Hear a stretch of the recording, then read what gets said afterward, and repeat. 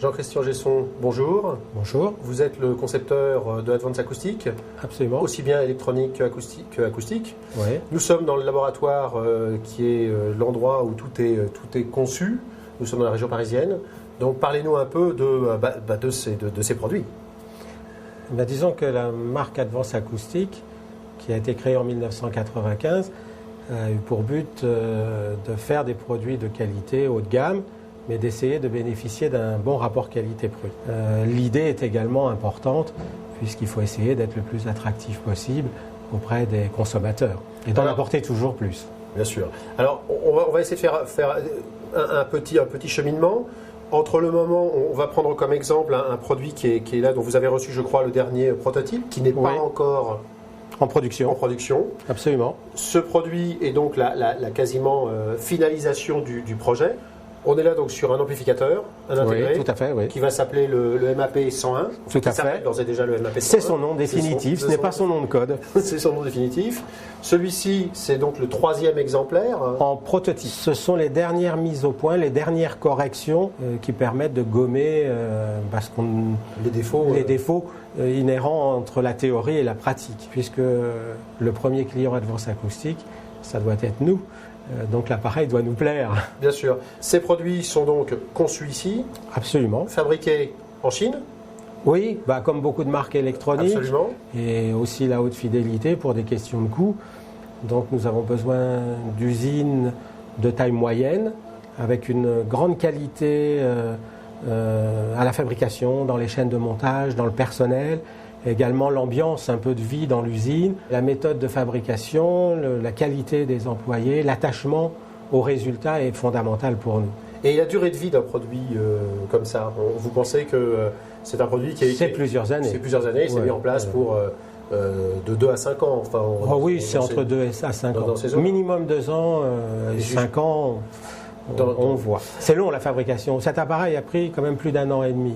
Bon, je ne travaille pas que sur un appareil à la fois. Ce produit donc, qui a été mis sur le papier, la première ébauche sur le papier date d'1 an et demi, oui. Et sera disponible sur le marché au printemps 2008. En fait, ici, c'est vraiment la partie mise au point, développement des produits.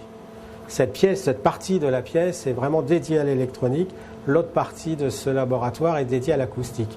Le logiciel que vous pouvez apercevoir ici permet de faire des mesures pratique sur le haut-parleur, sur l'enceinte acoustique, comme dans une chambre anéchoïque. On sait qu'une enceinte acoustique a un rendu qui est extrêmement lié à son environnement. Donc quand elle est chez des gens, elle peut ne pas correspondre du tout à ce qui se passe dans la conception, dans une chambre sourde. Il n'y a aucune pièce domestique, et heureusement, qui ressemble à ça. Donc on a, pour la partie subjective de l'écoute, été amené à créer une pièce de taille humaine, d'une part, mais traitée acoustiquement, normalement, comme dans la réalité, le plus proche de la réalité, pour que nos produits puissent marcher le plus facilement et le mieux possible chez les gens. Souvent, un nouveau produit finit chez moi. Je l'installe chez moi, je l'utilise comme monsieur tout le monde, et je dois être pris par la musique en écoutant mes disques. Tant que je fais un rapprochement technique, c'est-à-dire écouter un petit peu les fréquences, les choses comme ça, c'est qu'il y a quelque chose qui ne va pas. Et je me remets sur la conception. C'est au moment où les frissons arrivent que ça y est, c'est quand on est devenu le client de son propre matériel. C'est bon.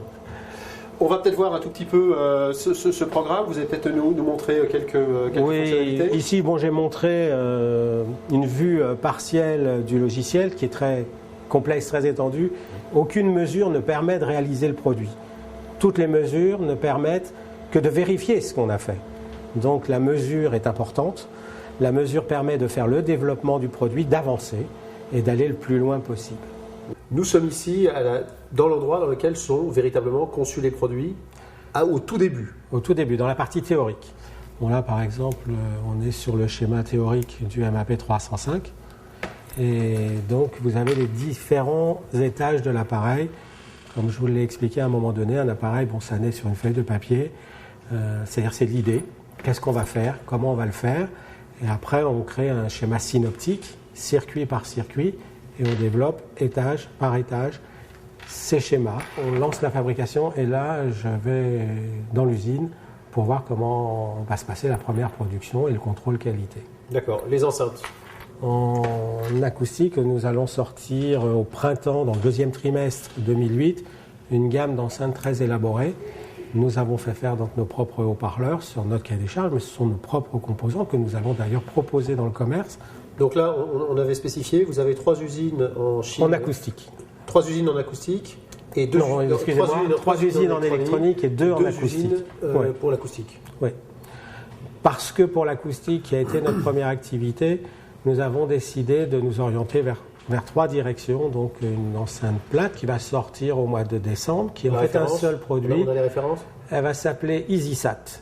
Puisqu'en fait, on sort une gamme Easy, qui sont des produits un petit peu différents, mais toujours haute fidélité à part entière, mais qui permettent des amplis, tuners, lecteurs d'iPod, pour certains produits avec un lecteur CD MP3, avec la possibilité de mettre des cartes mémoire ou des clés USB avec des fichiers MP3. Ça, ce sont des produits qui arrivent incessamment sous peu d'ailleurs. Oui, l'Easy7 est déjà disponible, elle est déjà livrée dans les magasins, elle se vend. L'Easy8 va sortir dans le courant du mois de novembre, fin octobre, début novembre, donc ces jours-ci. Donc pour accompagner la sortie du MAP 101, vous avez prévu le lecteur de CD qui va avec évidemment, qui est le MCD 201, mais qui lui est élaboré avec d'autres possibilités que la simple lecture du CD. Oui, nous avons voulu apporter aux utilisateurs de notre ensemble, MAP 101, MCD 201, une originalité et un côté pratique moderne, puisque ce lecteur de CD est capable également de lire un iPod.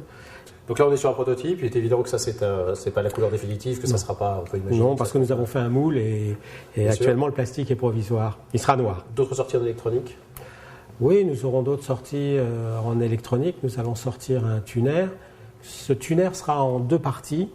Il y aura la partie FM, tout à fait normale, avec sur le côté, puis en reprenant notre esthétique, sur le côté un écran LCD pour afficher les informations du RDS, PTY, etc.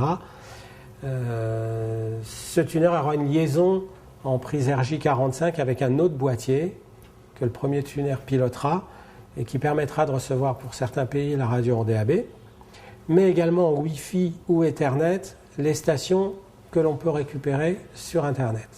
Donc en Wi-Fi sans fil et en Ethernet avec fil en liaison avec l'ordinateur. Oui, et en repassant par le circuit audio à lampe, toujours pour des questions qualitatives.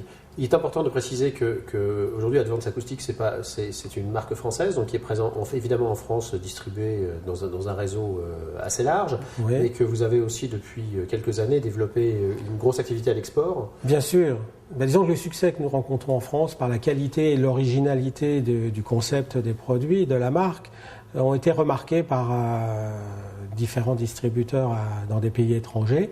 Nous avons décidé de nous intéresser à l'export il y a un peu plus de 2 ans, c'était en septembre 2005 à l'IFA de Berlin. C'était notre premier salon international et en 2 ans, nous sommes à 34 distributeurs dans 34 pays. Donc.